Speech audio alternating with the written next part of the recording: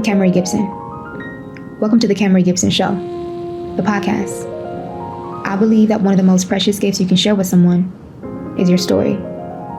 Pain has purpose and stories can change lives. Your journey to become more inspired and transformed by the lives of those around us starts now. Well, hello everyone. Welcome to the Kamerie Gibson Show, where we talk about transforming our pain into power. And today I have a special guest with me here today. His name is David Butler. David, would you mind introducing yourself to the audience for us, please? Sure thing. First and foremost, thank you so much for having me. It's a blessing to be here. I've been seeing everything that you've been doing, and I want to say I'm proud of you. And you're empowering the next generation, with your work. And so I just want to give you your flowers before we start. Tell you good job, and I'm proud of you. But David Butler, native from Dallas, Texas, graduate of the illustrious Texas Southern University. I am now currently a digital producer here at ESPN in Bristol, Connecticut. And yeah, that's just the introduction of myself. So yeah, let's get into it. Yes, sir. Thank you for that, David. So Dallas, Texas. For Right. those who don't know what Dallas is like, could you give us a little bit of background? Yeah, Dallas is a big city. It's a big city, a huge market. But for me personally, home home is South Dallas for me. And a lot of people may say, that may be the ghetto, that may be the slums, this, that, and the third. Um, I'm from Mesquite, Texas, but I grew up more so in South Dallas. I went to school in South Dallas all my life, and so like I said, more people will say it's the slums, but for me, it's home. For me, it's where I just feel love. Feel love. I feel appreciated. Like my favorite emoji is the brown heart because it gives me like warm vibes, and that's like when I go home. That's the vibes I get when I go home, and so I really appreciate that about home a lot. We all have our struggles, we have our ups and downs, we have our beautiful parts of the city, we have the rough parts of the city. But when you're from that side, or when you spend a lot of time on that side, you see the beauty, in that side. Though, Erica Badu is from Dallas as well, and she bought a strip in South Dallas. So I'm really happy because they wasn't doing too much with that strip in South Dallas, and so I'm happy that she's putting back into the community. Um, so yeah, I love home for sure. Home is where the heart is. Home is where the love is. I have a big family, raised by a lot of women, and I really appreciate that. So yeah, man. Home is great. Home is great. I rarely get to visit nowadays, but when I do, it's a good feeling just to be home, just to see that skyline when I come home. It's a different feeling now. It's a different Yeah. feeling. So I really appreciate home and everything that it brings. And I bring it's a lot of pride in from coming from Dallas, being that, I'm a big sports fan, so I have a lot of pride in the Cowboys, the Mavericks, the Stars, the Rangers, the Wings. Who else? FC Dallas. There's a lot of teams out there in Dallas to be prideful about, but just the city in general. What we produce. The market for Black people in Dallas is growing as well. So I'm really happy to say that as a native. So yeah, it's a lot about Dallas. If you don't get a chance, or if you ever get a chance, please visit. It's a good time. Stay safe as always, because down south it's a lot of guns. It is indeed a lot of guns. I would not lie to you. So stay safe, but have a good time though. Yes, I love that. What are two things people should know about Dallas? Food is great. Off rip. Food is amazing. Food is amazing. Barbecue, whatever you can think of, is great because it's diverse. So it's a lot of different ethnicities out there. So the food is great. And I would say the food. Probably the. It depends. It depends on, I guess, the family aspect of it for me personally, because I do a lot with my family. But I feel like Dallas is a really family oriented like city though. It's Mm. like we hold a lot of different events. Mhm. I know a lot of people that I've graduated with, and it's not this guy named Danny Gray. We Mhm. played football together. He now plays for the San Francisco 49ers. He graduated from James Madison High School in South Dallas, and he goes back and he gives back to the homeless and the needy. And growing up in church in Dallas, I was always a part of the youth ministry, and we always gave back to the needy and gave back to the homeless in South Dallas. And so I would say the home feeling and that nurturing feeling more so about the people in Dallas. And it's like that feeling you get when it's the old lady on the porch that always take care of you. She may not know who you are, but she'll make sure you're okay. Have you eaten today? You okay, baby? Okay. Well, you have a good day. It's that warm feeling that you rarely can get from a lot of people nowadays. It's a cold world that we live in, but I know back home, you can get that feeling, and that's something special. I love that. I love that. So, were you raised with a grandmother? Did you grow up in the church? Yeah, yes. I was raised two-parent household, and as I grew older, I began to realize how important and how much of a blessing that is, and that was they're still together, thank God. And so that was a big part of my life. They really molded me to the man I am today. My dad was my coach when I was 5 years old, and so my dad has always been like the sports side of me, but sports teach you a lot of life lessons, though. And my mom has been the educational side of me. And so, like, together, it was a great combination. So that's how I grew up. I did grow up with my grandmother, my mom's mom. She was always there.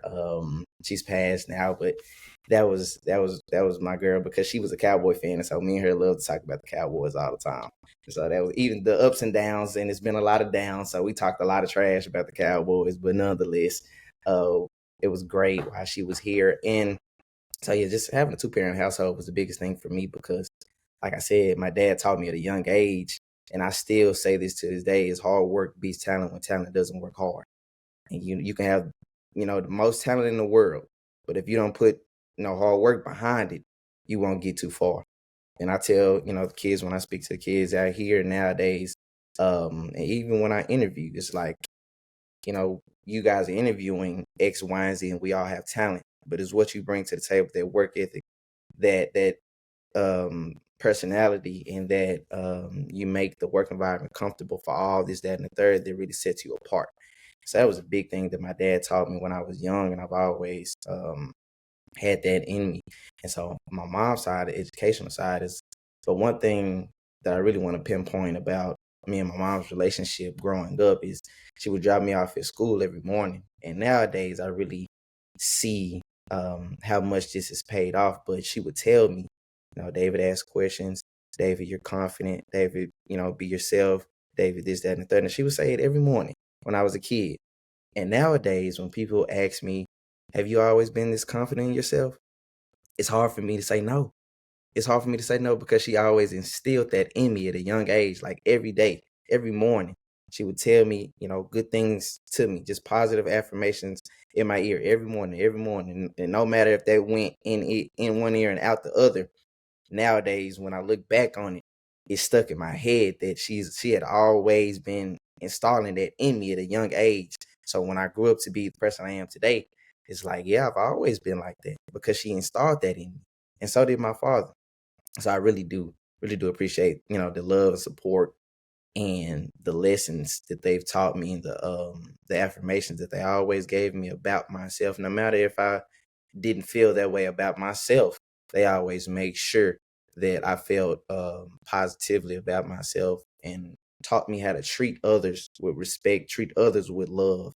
And I take that into who I am today. And it's not a lot of people that do that nowadays. But having a two-parent household was big. It really was. Absolutely, definitely.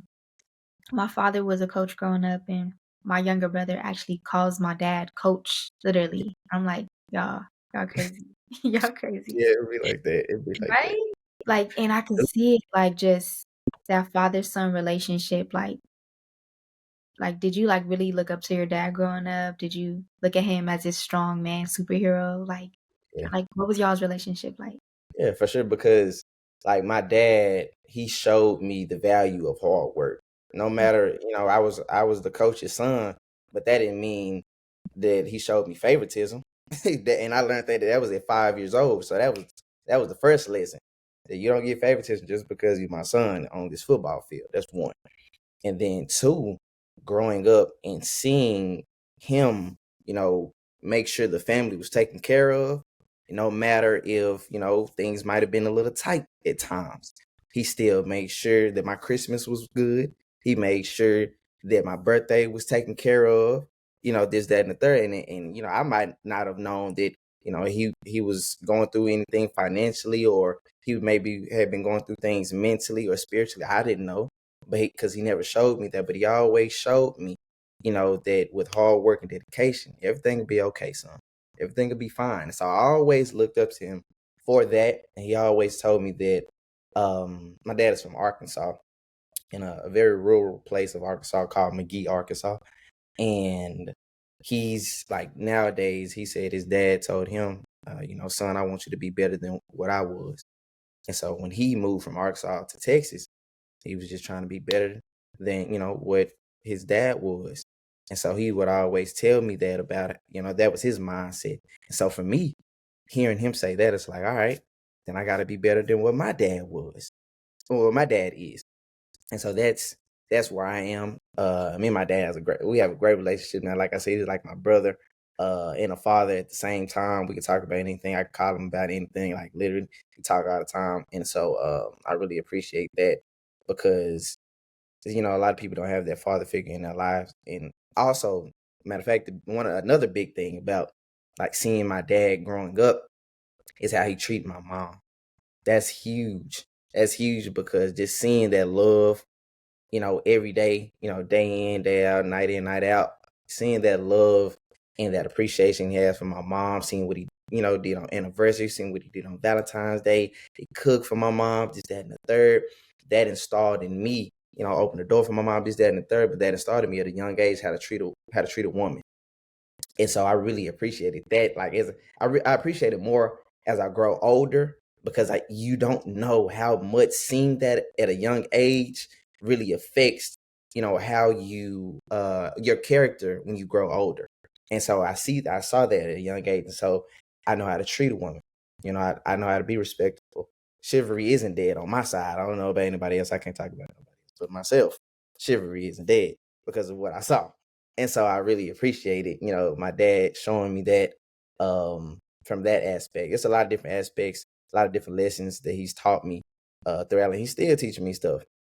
And our conversation is really open now because I'm older, and so it's a little bit more in depth, I feel like. And I appreciate those conversations, because we're going through real life problems now. You're at that age where we go through real grown folks problems at this point, and I need my parents. I need my parents. Sometimes I need to call them. Hey, look, I don't know what I'm doing this 401k. What is this? What is this? Can we talk about it? What is it? So we talking about that, getting things situated. And so I really appreciate, my relationship with my dad and what he showed me in life. No, yes. What is this? Like, why y'all get me out here? I feel you. Because so me and David, we graduated a few years ago, not too long ago. We both graduated from the illustrious, like you said, Texas Southern University. We're both from the School of Communication, right? School of Communication as well, right, David? Mhm. Yeah. So that's funny because I feel you on that. For real. Right, health insurance and everything, car They insurance, teach bills us. due, rent due, all these Right. things due, Come on right? now. Insurance. Um, I don't know. We don't talk about this in school now. They need to, we pay them because all this money. y'all want to teach me about x squared equals pi 3/5. Look here, man. My bill is due on the first. What does that have to do with pi equals 5, man? Can we talk about it? Can we talk about it? Teaching me how to budget, exactly how Please. interest, taxes work. Man, David, for real. But okay, so you talked about your father, right? Your Mhm. father, sportsman, instilling those mantras in you. And then you Mhm. talked about your mom giving you that confidence and that foundation, but her also being the one to get on you about education. For sure. Did you grow up knowing that you were gonna go to college? Um, Yeah. I probably wouldn't say I grew up knowing, but it was all like once I got to high school, like yeah, for sure, like for sure. Yeah. So yeah, that's a fact. 'Cause my mom has a degree, and so like, matter of fact, my mom, but the women in my family, like the past is like magnificent, like doctors. I think one of my great aunts, she was like one of the first women to like invent a hot comb. So like way back, like it's always been that standard for sure. Like my cousins, they graduated from Prairie View. My mom didn't graduate from Prairie View. She graduated from not Bland. Forget which college. She probably gonna be upset at me about that one, but she did. She graduated though. No, come on. It's in Dallas. It's not Blend though, because Blend is in. I can't get it. She gonna be upset at me, but it is what it is. She graduated, but she held a standard about education for sure. Like regardless, um, always, no matter what it was, homework, school projects. Oh, there's a lot of school projects that me and her stayed up. It could be 12 o'clock in the morning. I'm in fifth grade, fourth grade. We doing school. Me and her doing school projects in the living room. We trying to create science fair projects, and it's due at 8 a.m. and I'm not even halfway done. I probably done went to sleep on the floor. By the time I woke up in the morning, she done finished the whole project for me. Like she did a lot. She did a lot when it comes to the education for sure. But she always was on top of me about my grades. My dad too. She was always on top of me about my grades. Like C's were not permitted. Absolutely not. We're not making no C's. They would get on me about making C's, and so they was always on me about my grades and making sure my work was done on time, make sure my study habits were correct. And so yeah, that was a big part. That was for sure a big part of my life. Yeah. So when you got to TSU, did you feel like I got this academically? Were you able to balance the social and no? Absolutely not. When I got to TSU, I didn't know what I was gonna do with my life. I was in shambles. I was in shambles because I I graduated when I graduated high school. I had just come off of a state championship track run, and I had made the All American travel team for baseball. So I'm like, all right, we don't have no offers. We walking on. So boom, tried to walk on path, didn't work out for me. So I'm like, it's 3 o'clock in the afternoon. I'm not at practice. What am I doing with my life? Like I literally don't know what I'm doing with my life. And I was panicking because I graduated high school early. Well, I came into college early because I had 1 year of college done already. So I was like, I need to hit the ground running immediately because I'm already ahead of my peers. So I really don't have no time to waste. So I was panicking. I didn't know what I was gonna do with my life. But that's when I mean, as far as the social aspect though, I have never been worried about the social aspect. I can hold a conversation with a pencil. So I was fine with that. That was okay. But finding what I wanted to do in life, that was a whole different ball game. And so for me, I just took my personality and I took something that I love and I just put it together. All right, let's do a sports show. I was gonna sit here and talk with my friends about sports for free anyways. We might as well try to make some money for it. Let's try that. And so that's how that started. But I definitely didn't know what I wanted to do with life when I got to college for sure. Do you think that's real? First of all, that's real, really real. I think it's unfair because I'm working with 18 and 17-year-olds now, and you could just see like the faith in their little eyes, and I'm just Yeah. like, you just don't know. But Yeah. I want them to know that we're here for them Mhm. when they find out they didn't really know at the beginning, you know? Mhm. And I think at 18 to like expect a young person to know what they want to do for the next 10, 15 years, 20 years of their life, it's a big decision to make, right? Mhm. And going to college, it can be an expensive, really expensive decision to make, especially if you don't go through with it. Mhm. So in that, you decided to come up with a sports show. Mhm. But even then, people think of things like that all the time, right? Like, "Oh, Imma do this," but you actually carried it through. So, Yeah. what do you think that sports show, like, meant to you? Or doing something for yourself meant to you at that time? Yeah, it was big because it's funny. I was just telling a young man that who I was speaking to, um, that when opportunities don't come to you, create it. At this point, create it. You have the opportunity to create it. You have YouTube. That's the only platform that you need. And so it was that dedication. Like, and a lot of people don't understand that. And like when they'll see me now, my guy, you work for ESPN, but you guys wasn't up at 3 a.m. when I was recording and showing my dorm room with a camera that wasn't even 4K, and I was writing my script down on a journal, read the script, memorize it, shoot it, edit it, learn how to edit myself. And for me, it was that drive. Like, it was the drive to succeed, and it was also the fear of failure that scared me. That the failure thing really scared me at that age, because like I would see homeless people, and I'm like, I know when you was my age, you had dreams and aspirations. I know you did. I know you did. And that would really drive me, because I was like, yo, I can't fail. Like, I can't. Whatever I set my foot towards, we got to go towards 110%. You have to. You have to. And if it don't work out for you, it don't work out for you. But I always say, once you really go towards something 110% and it don't work out for you, then it just wasn't for you.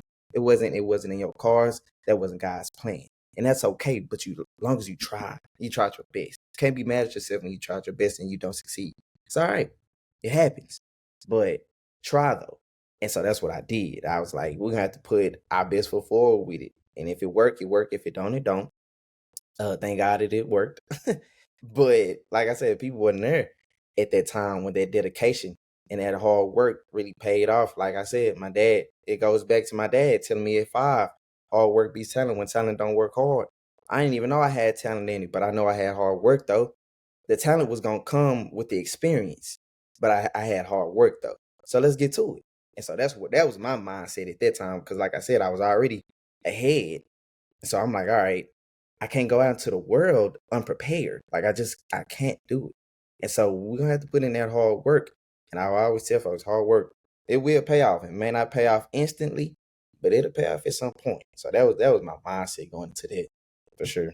No, that's so real, and people don't get that. Like, it's really that simple. Just do the Yeah. work.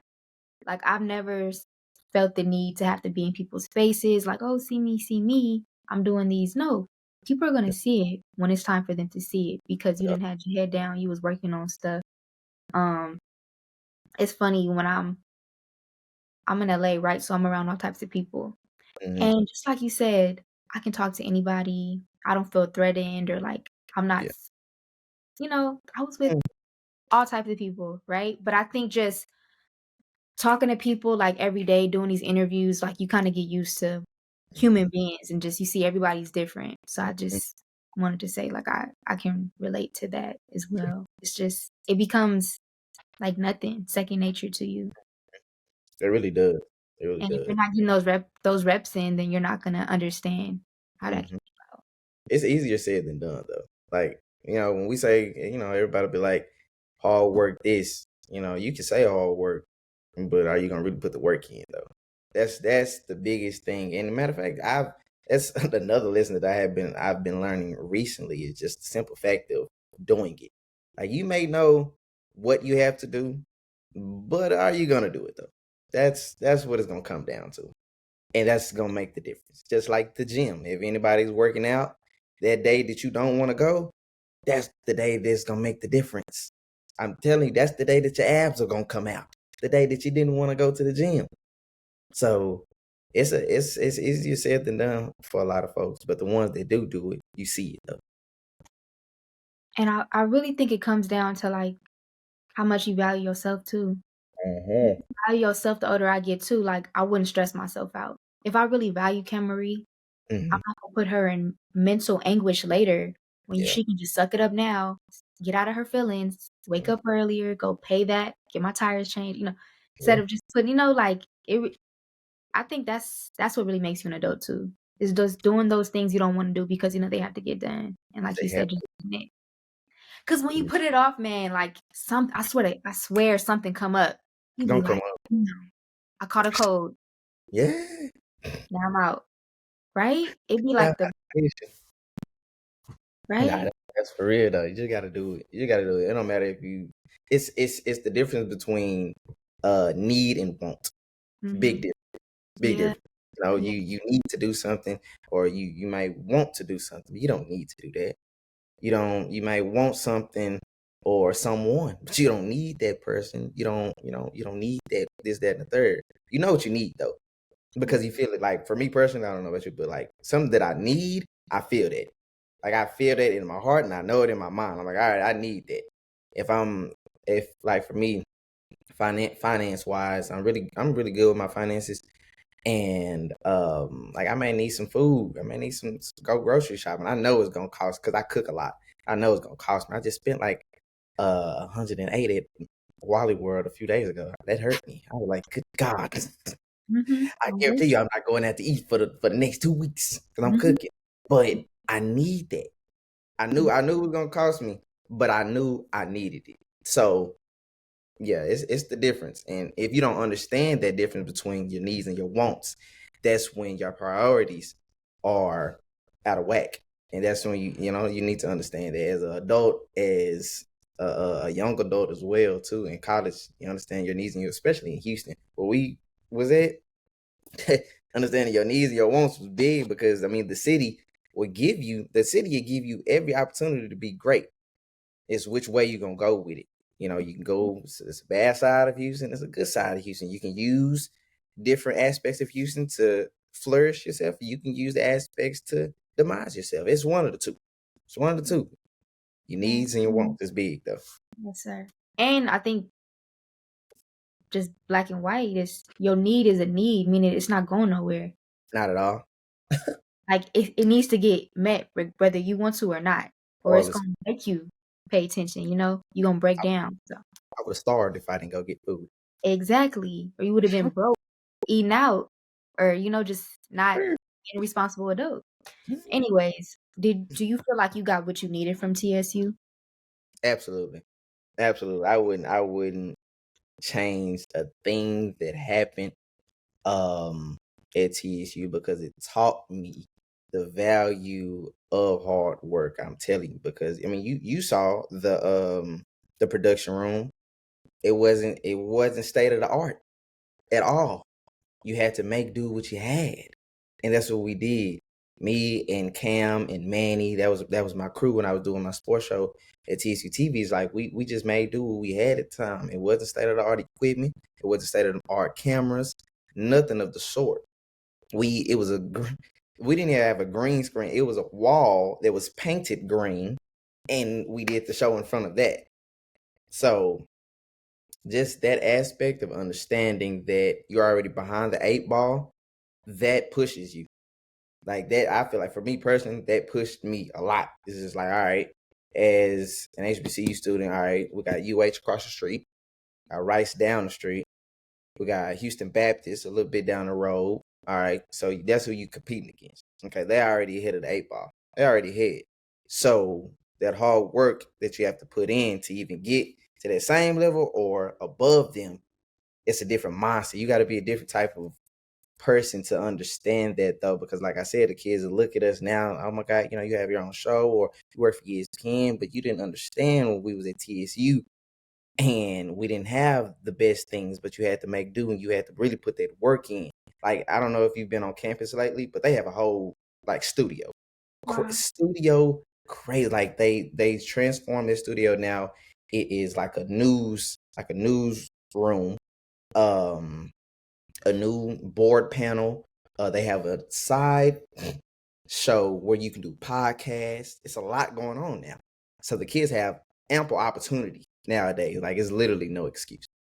But yeah, the lessons that I learned at TCU, like friend wise and decision making, that was big because I would tell these kids nowadays is, you show me your circle, I'll show you what your future look like. Always.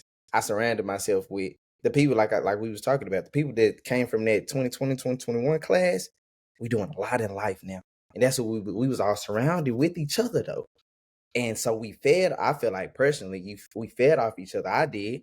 Like a good friend of mine, Darian. He's a he is a host on Locked On HBCU. So he has his own show. He has his own podcast.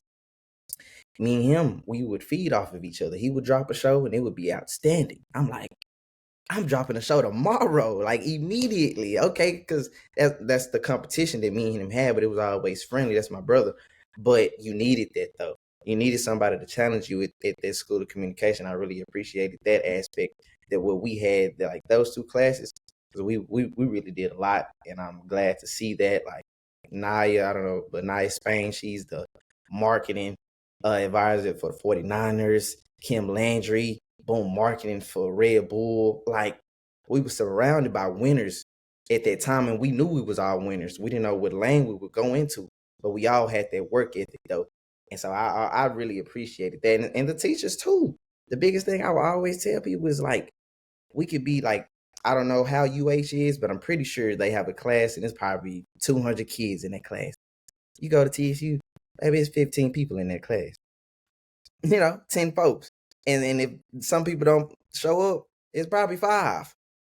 But the professor knows your name. That's the difference. They know your name. They know who you are. They want you to succeed. If you try, they'll definitely put the time in to help you. And that gives you the feeling that, okay, my professors want me to succeed. Then they believe in me. I must believe in myself. And I always appreciate that family aspect that some of the professors really gave, because you can tell that they really care about you.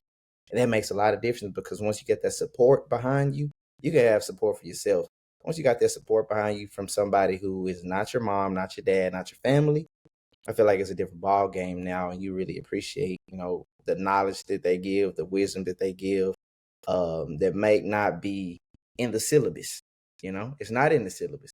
It's the love that they have for you and the want for you to succeed that I really appreciate coming from HBCU just in general, though, to me.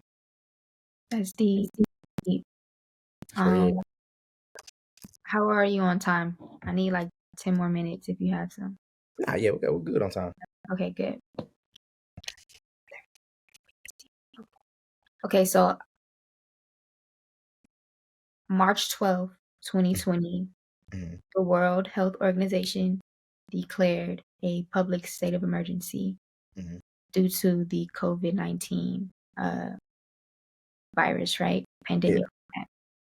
Where were you when that happened? In Houston. I was in Houston. In Houston? Yeah, in my apartment with my cousin.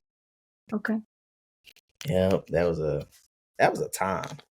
That was a time, because I was like, all right, I was interning. Yep. I was interning at ABC when it happened.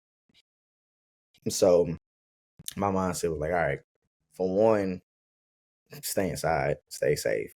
But it's like I still have to be on my game because I'm still an intern.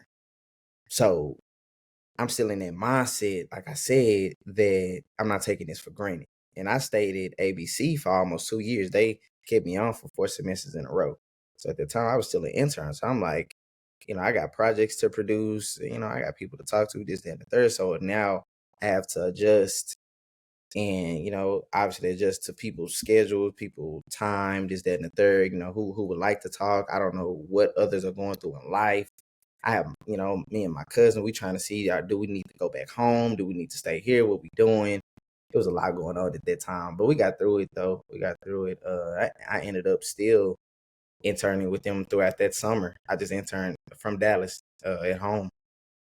And I really appreciate that opportunity, because not a lot of people obviously had their jobs. A lot of people lost their jobs during that time.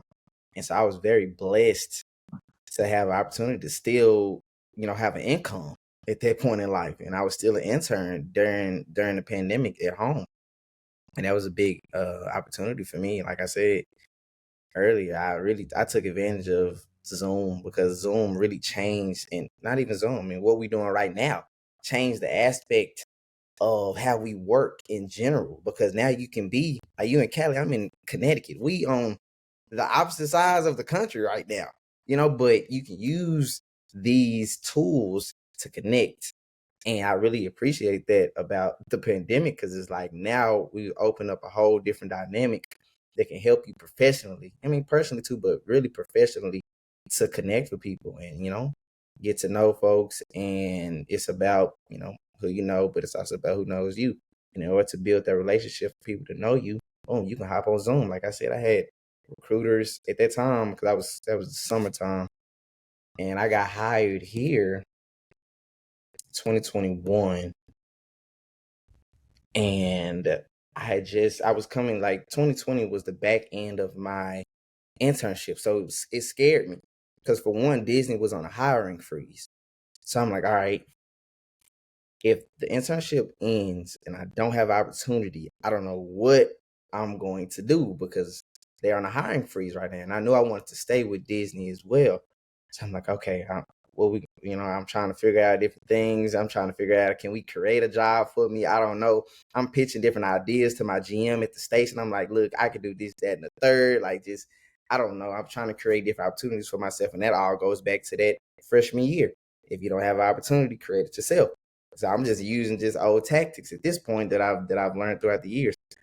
And so I was like, all right, what are we gonna do? And so that's when I use Zoom, just like having recruiters in each time zone of the US and just building relationships with them and having them push out different just innovative things that I was doing at ABC, having them push that out to different people, because you never know who they might know and who that person might know. And just thank God that I was able to do that with Zoom in a time that, obviously you couldn't travel too many places. And just using that aspect to build my brand at that time was huge, to do it over Zoom and stuff like that, and do it from home, really. So that was a blessing in disguise, I feel like, for me. But it was for sure, it was a rough period. It was a rough period during that time, but nonetheless, life isn't easy. And what we want to do, just pursue your dreams. Anybody who pursued their dreams, they will tell you, if it was easy, everybody would do it. If it was easy, everybody would do it. And so we all gonna have to go through our own ups and downs, this, that, and the third. But it's the adjusting to, whatever you're going through, adapt to whatever you're going through in life. It's a video of Ray Lewis, and it fires me up every time. He was like, I don't know if you understand football, but like, say the team is 2-8. I mean, they have 2 wins, 8 losses. They're not good. So he was talking to his team, and he was like, it's not the fact that, you guys are 2-8. What makes you is what you do when you're 2-8. Can you turn this around? Will you turn this around? It's your mindset. It's not the fact that you're behind the 8 ball. It's what you do when you're behind it that's gonna make you, and it's gonna define you. And that's how that was what 2020 was. It's not the fact that, we in a pandemic and you can't do this and you can't do that. All right, how you gonna adjust? How you gonna turn the pandemic around and make it good for you? Okay. And that was their mindset of that year, though. No matter if it's rough or not, you gotta adjust. If you want to be great, you got that fire in you to continue to work at it. Nothing gonna stop you. And I told my parents that like that when I was younger. I was like, no disrespect, saying to you guys, but no one will ever want me to succeed as much as I want myself to succeed. Never, never. And that's how I felt. And that's how I feel to this day. No matter, how far I continue to go, nobody will ever want me to succeed as much as myself. And I'm always put myself in positions to do so. No matter what we're going through in life, you may fall down. It's okay. You can stay down for about a couple seconds or whatever, dust yourself off. Let's get back to work.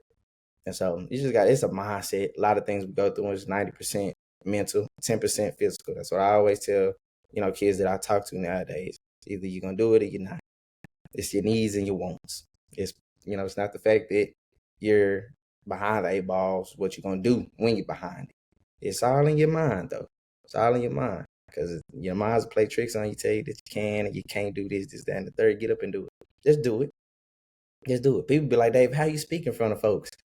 This, that, and the third. How do you present? And this, are you not nervous? Are you not anxious? I never said that. Never said that a day in my life. But I push myself into the deep end. I push myself into uncomfortable positions, though, because that's where you grow. You grow in those moments. So you have to put yourself in the position to grow. If you don't, you're gonna stay stagnant, and you're not gonna get nowhere in life doing it. So that was a long-winded answer, and I probably went off key a little bit. But at this point, I was preaching. Oh, you a speaker. It's good. Yeah. Got that on them. Got that in them, you know? So don't stop. I did want to just ask real quick, did you have to graduate virtually? I did. I didn't even have a ceremony. Yeah, I didn't walk. I didn't walk at all. But my family, we one of my cousins, he has a photography studio in Dallas. And so we just invited the whole family to the photography studio, put the big the recording of the ceremony, on the walls and stuff like that. And we just did it there. Had a good celebration with family and stuff like that. We had food and drinks, this, that, and the third. So it was all good. It was all good. That's nice. They came through. Like the village came through for you. For sure. Always. For sure. All right. I love that. I love that. What would you tell the younger David with the wisdom you have now? Mhm. What would you tell him? Be patient. Be patient. That was the biggest thing for me. Be patient and let God work. It's hard and it's tough. I feel like it don't matter almost at what age you at. It's hard to let go and let God, for real though. It really is. At that time when I was young and I was trying to break into this industry, which is a tough industry to break into, it's like I had to be patient. Like literally you have to be. Like you when you're trying to break into the this industry, it's up to, whoever wants to hire you. And so you have to be patient. And that was probably one of my biggest lessons, and it's still a lesson to this day, is just be patient. It'll be all right. Let your hard work pay off for you, like at all times. And I write it's on my desk right now. I always write it, but I say hard work plus prayer equals win at all times.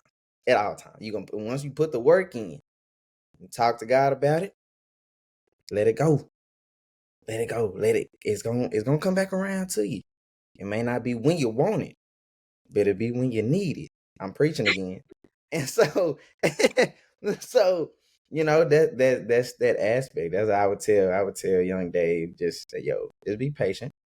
Let the hard work that you put in speak through you when you need to speak it, but let it work. It'll be all right. It'll be okay.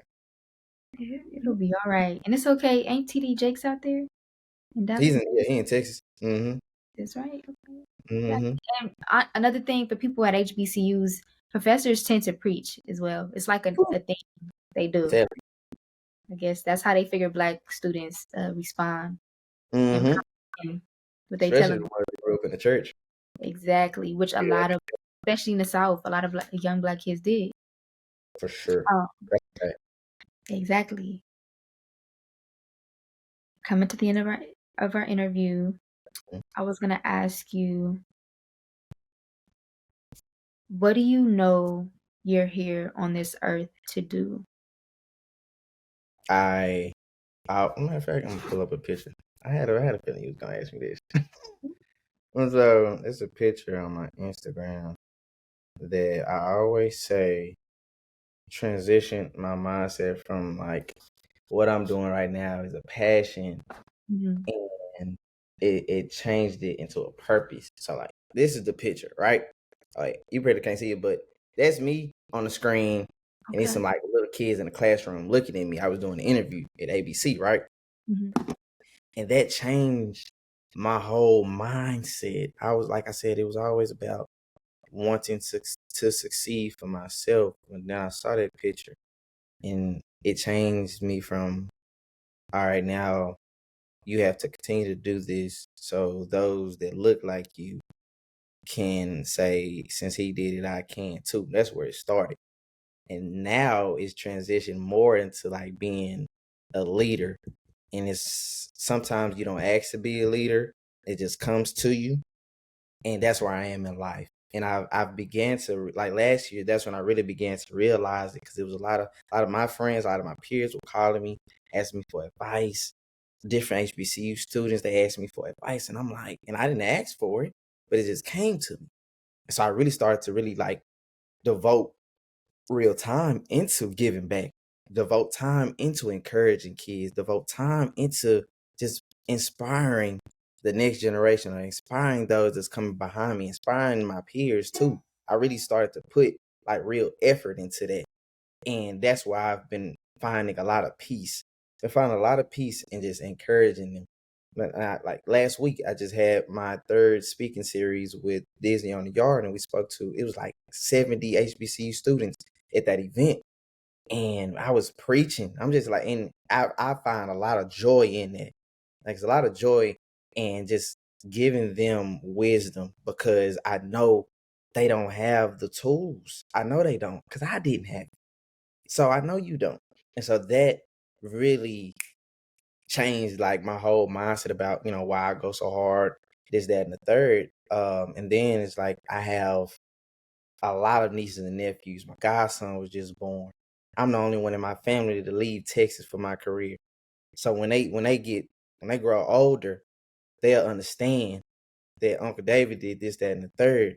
He was the first to do this, that, and the third. I don't have to stay in Texas. There's nothing wrong with staying in Texas, but they can know though, it's nothing wrong with leaving home and pursuing what your dreams and what you want to do in life. And that means the world to me.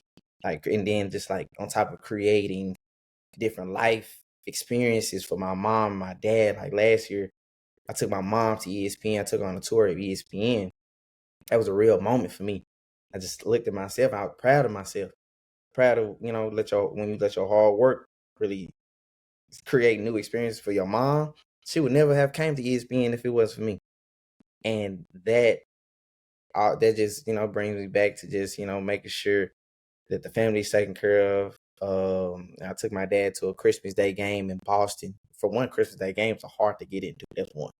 And just to do that for him on Christmas, like, usually, and I've gotten to that point now where, my parents has put so much into me growing up. It's like, all right, it's my turn now. That's why I'm, boom, fly moms out here, boom. You come to ESPN, I got you, this, that, and the third. Boom, fly dad out here, boom, let's go to the Christmas Day game. I got you. For this my Christmas gift to you. Now, it's the foot is on the other, the shoe's on the other foot now. And that's big to me. I got off a little bit, but more so back on the purpose thing is just giving back though, and like inspiring that next generation, and just making sure that they know that people are out here that care though. Like, we really, like, I care for the kids. Like, it's a few of them that I have to contact on LinkedIn right now and just help them out with a few things that they were asking me, and I appreciate them asking me questions, because they're eager. They're eager just like how I was. Like, I see myself in them at that age. So I'm like, all right, it was a lot of people that helped me on my way to where I am. Boom, I'm gonna reach back. What you put out into the world is what you get back. And so that's where I'm at right now. And I'm just putting out a lot of wisdom that I have right now, a lot of knowledge, inspiration, because that's what they need. And some of them are afraid to go out into the world. Like how I told them I was afraid to go out to the world because I felt like I was unseasoned chicken. I didn't have a lot of experience, and so I just felt like I had salt and pepper. I didn't have no Lawry's. I didn't have no seasoning salt. I needed something. And that's how they feel right now. But I'm giving, and I hope what I'm giving them inspires them to go out and get that Lawry's, go out and get that seasoning on themselves, so when they come out to the world, they're prepared. And so that's what we're doing right now. And I really find a purpose in that though, because I think it's my, it's hard to say that I like really want to say it's my purpose, because I don't know. That's a hard question to really answer. But like, what's your purpose? And to say that, but I know I find a lot of peace and I find a lot of joy in helping them though. I really do. So to answer that, it's like just to giving back to the kids and inspiring them and giving them knowledge and stuff like that. That helps me, because they don't know. But in turn, when I'm talking to them, I'm also talking to myself, because I got to reiterate it to myself. I'm out here by myself. Ain't nobody going to tell me what I'm telling myself but me. So when I'm talking to them, I'm also talking to me too. But they don't really know that. But I find a lot of joy in that, though. I really do.